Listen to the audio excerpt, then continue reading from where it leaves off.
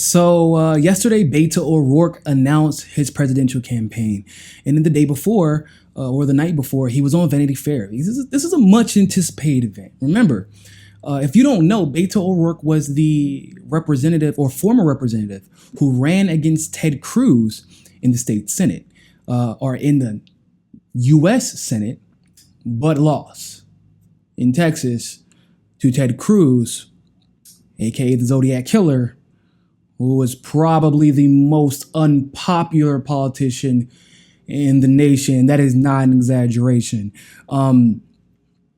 Whatever stereotype you can think about when it comes to like what you believe as a caricature of a slimeball, sleazy politician, that is Ted Cruz. I don't know if you all remember in your history books when you used to study Boss Tweed and all the little political cartoons. It is like the political cartoon came to life when you're talking about Ted Cruz.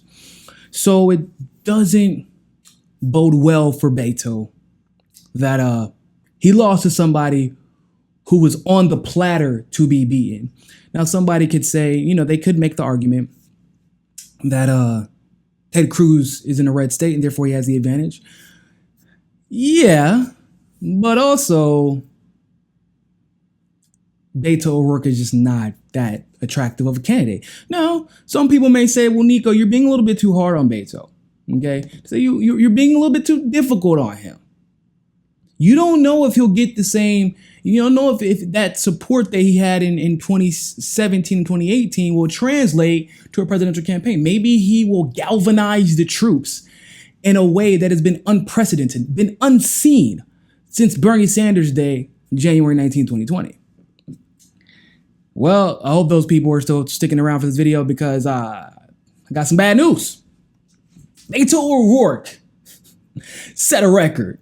It might not be a real one. I don't know if it's going to be in Guinness Books of World Records, but it's going to be on record here today. And it's not necessarily a record that he's going to want to claim. He's probably going to want to act like it didn't exist.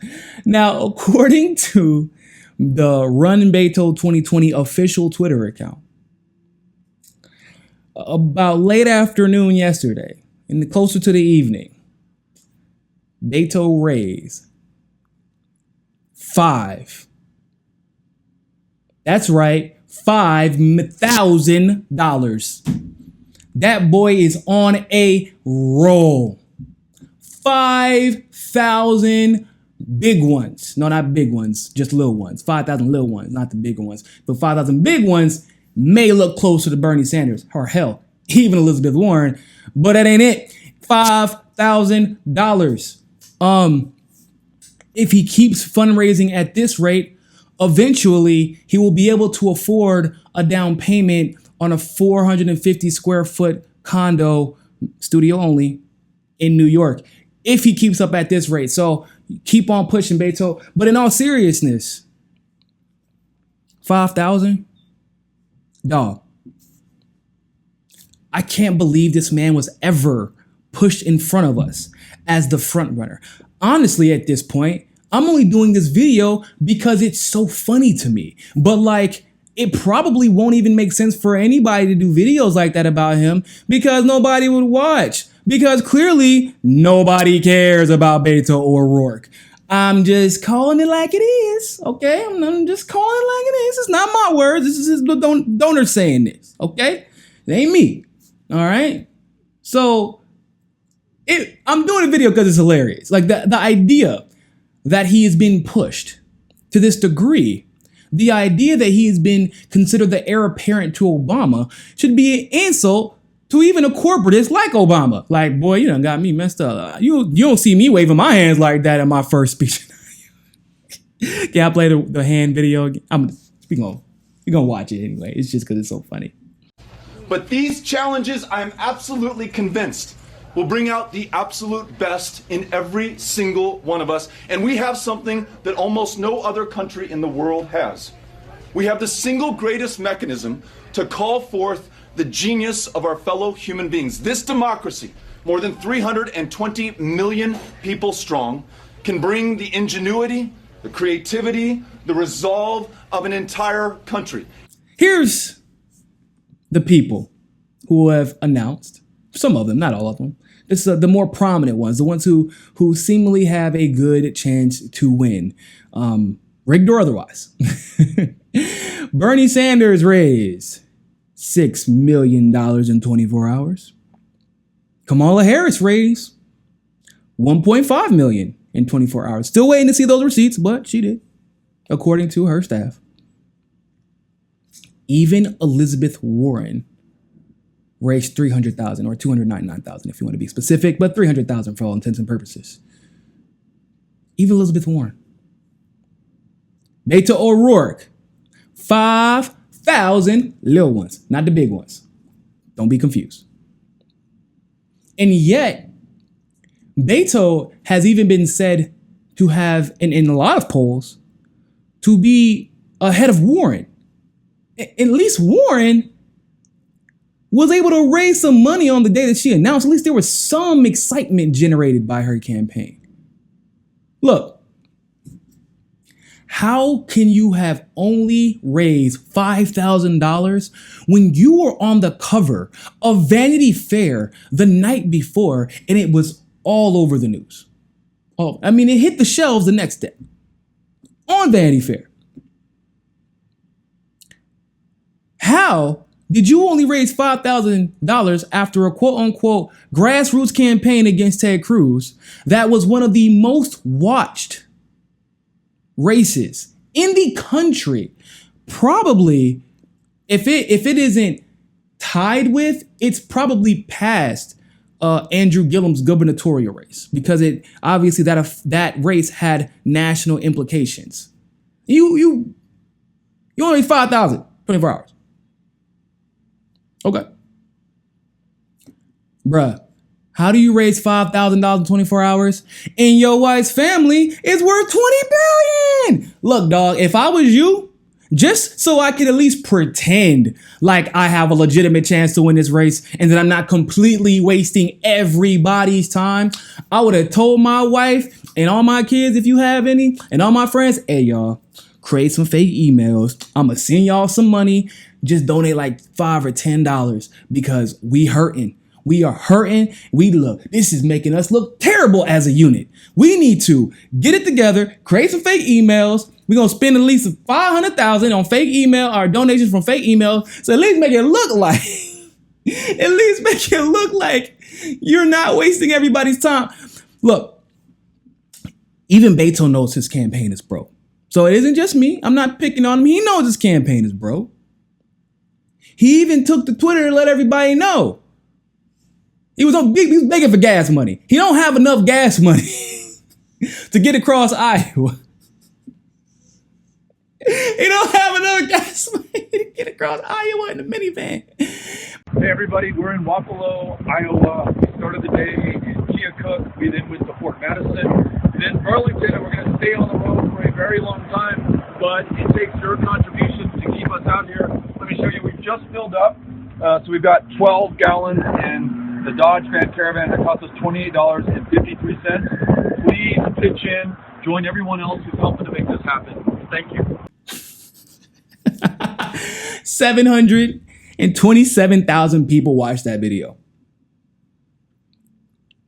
727,000 people watched that video, and you only raised $5,000. You know, if every single donor, I should say, every single one of them came from that video, right?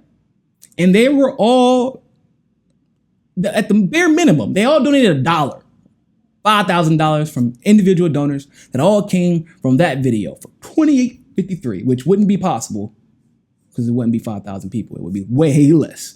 But if say everybody donated $1, everybody who donated came from that video was $1. You know how many people that would be from that video that generated 727,000 views? That would be 0.06% of the video, of the people who watched that video, cared enough to donate to your campaign.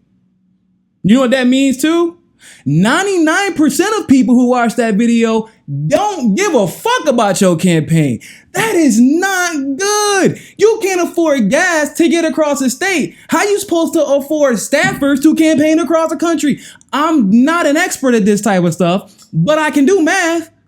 I'm broke too, so I know how it goes. Boy, look, Beto, this is frustrating. It ain't just frustrating for you, it's frustrating for me as well. Because you're crowding a field in a Democratic primary that's already crowded. It's like I said on Twitter yesterday. The Democratic primary, like, officially has more people in it, more people running than there are members, extended and immediate, of the Kardashian family. But 98% of y'all are just as fake as a Kardashian family. So why are you wasting our time with platitude? Can I show the video? Just part of the video. Okay, I'm gonna show one more time. Absolutely convinced will bring out the absolute best in every single one of us. Is this what we're looking forward to for the rest of your campaign? Look, I'm not making a suggestion. I just heard it floated around somewhere. Somebody made a pretty brilliant observation, and I'm not going to ask why they were able to accurately describe this circumstance or this situation with Beto being like this. But he was like, I think that Beto might have done a little bit too much of the nose candy before giving that speech based on his.